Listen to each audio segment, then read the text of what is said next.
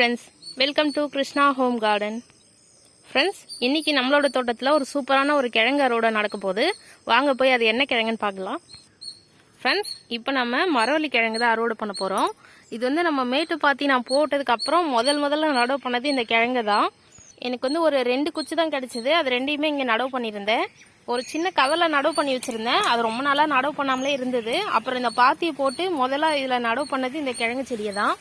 பாருங்கள், இதில் வந்து கிழங்கெல்லாம் நல்லா வெளியே தெரிய ஆரம்பிச்சிருச்சு. அதனால இதுக்கு மேலே நம்ம அறுவடை பண்ணிடலாம். இதை நடவு பண்ணி 8 மாதத்துக்கு மேலே ஆயிடுச்சு. அதனால நம்ம அறுவடை பண்ணலாம். நிறைய கிழங்கு வகைகளுக்கு வந்து அறுவடை காலம் வந்து ஒரு 8 மாதம் ஆகும். சேப்பக்கிழங்கு, கருணைக்கிழங்கு, மரவள்ளி இது எல்லாமே 8 மாதம் ஆகும் அறுவடை பண்ணுறதுக்கு. இதுவும் 8 மாதம் ஆயிடுச்சு. அதனால நம்ம அறுவடை பண்ணிடலாம். இப்போ நான் இந்த கிழங்கை கொஞ்சம் பிடுங்கிட்டு உங்களுக்கு காட்டுறேன் எவ்வளோ இருக்குன்னு.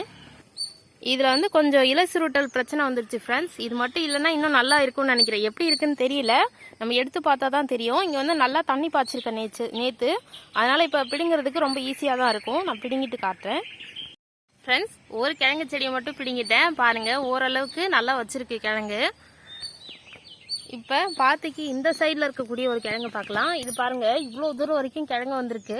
இதில் எப்படி இருக்கும்னு தெரியல, நம்ம பிடுங்கி பார்த்துருவோம். பாருங்க, இதுவும் இந்த செடியும் கொஞ்சம் நீட்டாக வளர்ந்துட்டு கீழெல்லாம் சாஞ்சு கிடக்குது. இல்லை பாருங்க, மண்ணுக்குள்ளே பதஞ்சு போச்சு இந்த கிழங்கோட செடி.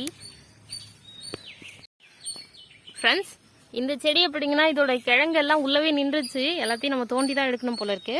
நான் தோண்டிட்டு பாதியை தோண்டிட்டு காட்டுறேன் உங்களுக்கு. பாருங்க, இங்கெல்லாம் கிழங்கு தெரியுது.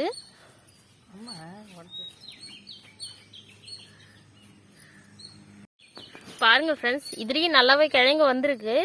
அந்த அளவே இருக்கும் கிழங்கு. இங்கே வந்து சரியாக தண்ணி ஊறலை. இந்த சைடு கொஞ்சம் மேடாக இருந்ததால் நான் தண்ணி பாய்ச்சும் போது சரியாக தண்ணி உள்ளே இறங்கல போல இருக்கு.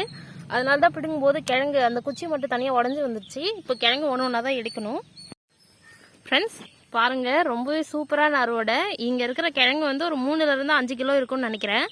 ரொம்ப அழகான அறுவடை தான். வெறும் 2 குச்சியில் இவ்வளோ கிழங்கு கிடைச்சது எனக்கு ரொம்பவே ஹாப்பி தான். ஏன்னா இதுக்கு முன்னாடி நான் கிழங்கு நடவு பண்ணி எந்த அனுபவமும் கிடையாது. இதான் ஃபர்ஸ்ட் டைம் நான் என் கையால் அறுவடை பண்ணுறேன். பாருங்கள் ஃப்ரெண்ட்ஸ், இந்த கிழங்கோட சைஸை பாருங்கள். என்னோட கையால் ஹோல்டு பண்ணி பிடிக்க முடியல. நல்ல பெரிய சைஸில் வந்திருக்கு. ரொம்ப ரொம்ப சூப்பரான அறுவடை. மரவள்ளி கிழங்குல இது என்ன ரகம்லாம் தெரியல. இதுக்கு மேலே நம்ம இதை பற்றி நல்லா டீப்பாக தெரிஞ்சுக்கலாம். இப்போ அடுத்ததாக இதில் இருக்கக்கூடிய குச்சிகள் எல்லாம் நான் நெக்ஸ்ட் அறுவடைக்கு நடவு பண்ண போகிறேன். அப்போ வந்து நம்ம நடவுலேருந்து ஃபுல்லாக அறுவடை வரைக்கும் அந்த வீடியோவில் பார்ப்போம் நாம.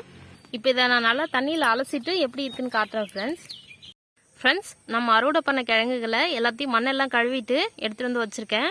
இவ்வளோ கிழங்கு தான் நம்ம அறுவடை பண்ணியிருக்கோம்.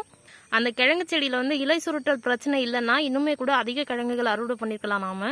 ஏன்னா அந்த கிழங்கு செடி வளர்ந்த ஆரம்ப ஸ்டேஜ்லேருந்தே அந்த பிரச்சனை இருந்தது. அப்படி அது மட்டும் இல்லாமல் இருந்திருந்தால் இன்னும் நிறைய கிழங்கு இருந்திருக்கலாம். இந்த கிழங்கு செடிக்கு வந்து எந்த பராமரிப்புமே இல்லை. நான் மேட்டு பாத்தி அமைச்சிட்டு அதில் வந்து அந்த கிழங்கு நடவு பண்ணி விட்டேன். அவ்வளோதான் நான் பண்ண வேலை. அதுக்கு தனியாக உரம்னு எதுவும் கொடுக்கல. தண்ணி மட்டும்தான் பாய்ச்சுவேன். மற்ற செடிங்களுக்கு தண்ணி பாய்ச்சும் போது அதுக்கும் கொஞ்சம் தண்ணி விடுவேன். அவ்வளோதான் இதுக்கான பராமரிப்பு வேலையை நான் செஞ்சது. ஆனால் அதுக்கே இந்த செடி இவ்வளோ அறுவடை கொடுத்துருக்கு நம்மளுக்கு. கண்டிப்பாக இந்த மரவள்ளி கிழங்கை நீங்களும் உங்கள் தோட்டத்தில் வளர்த்து பாருங்கள் ஃப்ரெண்ட்ஸ். ஓகே ஃப்ரெண்ட்ஸ், அடுத்து இன்னொரு இன்ட்ரெஸ்டிங்கான வீடியோவில் பார்க்கலாம். தேங்க்யூ. தேங்க்ஸ் ஃபார் வாட்சிங்.